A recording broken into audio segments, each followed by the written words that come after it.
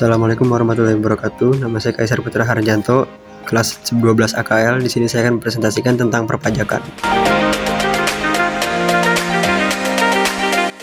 Pengertian pajak. Pajak adalah kontribusi wajib kepada negara yang terutang oleh individu atau badan usaha berdasarkan undang-undang yang digunakan untuk membiayai pengeluaran negara dalam rangka melaksanakan pemerintahan dan pembangunan.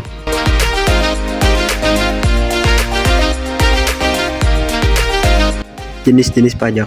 Pajak langsung, pajak yang dibayar langsung oleh wajib pajak kepada negara dan tidak dapat dipindahkan ke pihak lain. Contoh, pajak penghasilan, pajak bumi, dan pajak bangunan. Pajak tidak langsung, pajak yang dibebankan pada barang atau jasa dan bisa diteruskan kepada konsumen akhir. Contoh, pajak pertambahan nilai dan bea masuk. Pajak penghasilan, PPh, PPh orang pribadi.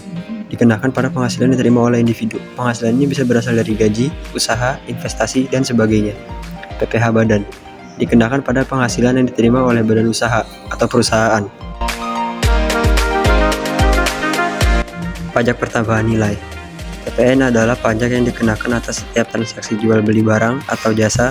Tarif standar PPN di Indonesia adalah 10%.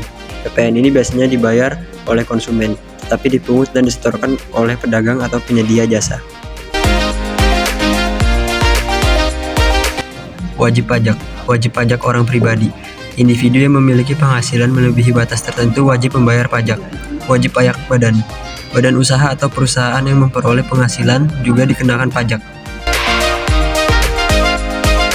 Sistem pemungutan pajak. Self-assessment. Wajib pajak menghitung, menyetor, dan melaporkan pajaknya sendiri. Official assessment. Pemerintah yang menghitung dan menentukan besaran pajak yang harus dibayar oleh wajib pajak.